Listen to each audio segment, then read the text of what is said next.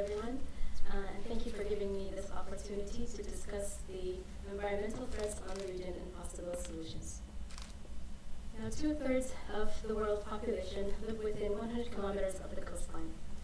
Kuwait is one of the countries where its coastal area hosts residential and business developments, port facilities, oil industries, and recreational projects.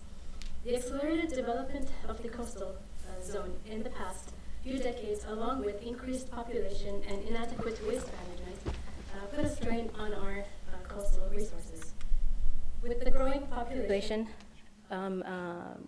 the recent growing population, new economic development, a changing climate, the demand and pressures on the coast are likely to increase. Let's take a look at each of these ongoing and future pressures on the coast of Kuwait. So we have here the accelerated development, the Jabir al-Ahmed Causeway that cuts through Kuwait Bay. We've got ongoing construction south of Kuwait in Shamal al-Zor power plant and the 4th refinery. And also we have two of the most important plans of future development of Kuwaiti Islands and Silk City. We are experiencing a loss of biodiversity. We have dead turtles washing up on our beaches, dead fish caught in nets and hadras, and a dead whale was found recently floating in Kuwait Bay just a few months ago.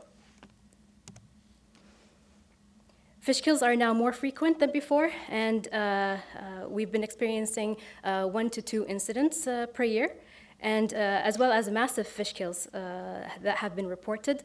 The most recent one was in July 2020, causing a loss of around 8 different types of fish species, including a hamur, which is considered a really rare phenomenon. We have also some pollution and waste management issues. We're seeing a lot of littering along the coastline.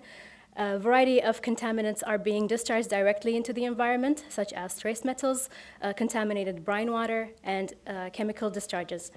Also, we've been seeing some domestic waste sewage discharges to the environment.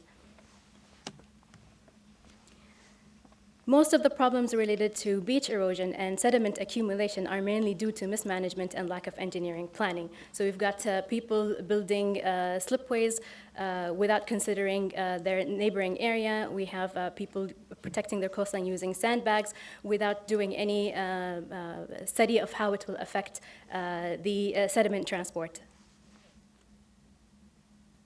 So we don't only have local factors, but we also have external factors such as rising temperatures and sea level rise. Kuwait experienced a world record extreme sea surface temperature of 37.6, and this hasn't been experienced anywhere in the world. Sea level rise is projected to occur, which can be very damaging for coastal areas and ecosystems. Kuwait's most vulnerable areas are in the north of Kuwait. Some parts of Bobian, a huge major part of Failaka Island, as well as Sabbiya and Doha, and that's where most of our future development will occur. Now, with the rise of coastal concern, we have mixed views of this issue. Some people would say, why should we bother? The solutions are too complex, people are not cooperative, and it's going to cost a lot of money to save our environment. And then we have people who believe that the future sea level rise numbers are exaggerated, and people are creative and they can cope with anything that comes on their way. And we've got technology, which should help us solve any issue that we have. But the most realistic view, or the most realistic way to look at it, is that the coastal area is a unique resource system which requires special management and planning approaches. ICZM, or Integrated Coastal Zone Management, is a holistic approach used in different parts of the world to address these coastal issues. So it doesn't only tackle the technical challenges that I discussed previously, but it also addresses the institutional issues, such as lack of clear rules and regulations, lack of responsibilities and clear roles and responsibilities of organizations. So integrated coastal zone management, or ICZM for short, is a dynamic, continuous, and iterative process designed to promote sustainable management of coastal zones. It's dynamic, continuous, and iterative because the development along the coastlines never stop. They are continuous. And it's a process where all of the parties involved, they must agree upon the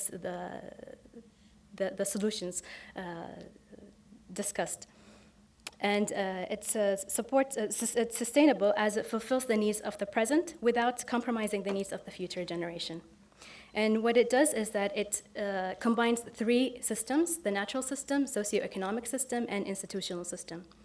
The institutional system consists of the people who make the decisions, and we should know how are they being implemented and enforced. The socioeconomic system includes everyone who has a benefit from the coastal zone. So who are these stakeholders? What are their interests? What are their short-term and long-term goals? Their level of involvement and commitment. And also the natural system. We need to understand the natural state of our coastal area, such as the water quality and the biodiversity. So ICZM aims towards achieving national sustainable development goals, considering future scenarios such as economic and population growth and climate change.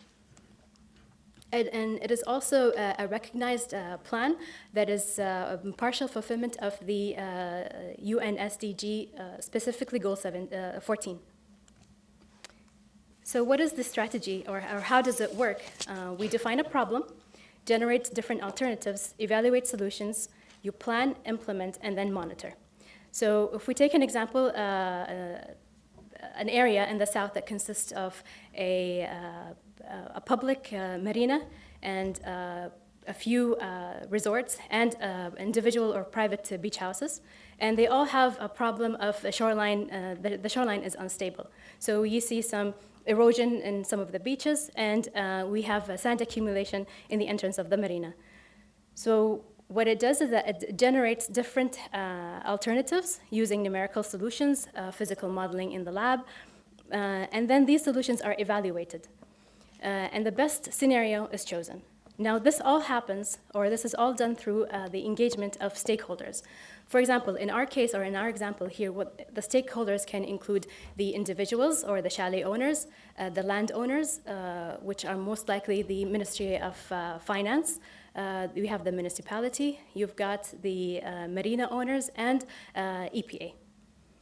So they have to all agree and have to make sure that the solution that is being presented is sustainable. The shoreline would last for 10 or 20 years. And it must not violate any of the laws, such as the EPA environmental law, the municipality law, and the Ministry of Finance law. So once they all come to an agreement, then a plan is established, and the implementation phase and monitoring of the project can start. So this concept can be applied at a larger scale all along the Kuwaiti coastline. I also want to highlight a new building with nature, a concept that many countries started to implement. They are shifting from traditional hard solutions to nature-based solutions. So this is an example of a flood system using bamboo and mangroves in Indonesia. And they're not only protecting their land, but they're also allowing or creating jobs for local people. This example here is from Florida, and this concept is called a restaurant to reef, which means that the community is being involved in collecting oyster shells from the restaurants, and then where they create them into reefs and deploy them along the coastline to protect the shoreline from eroding.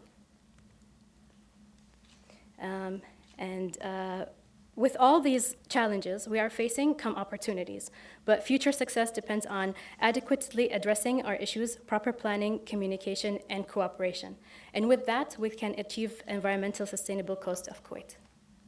Thank you.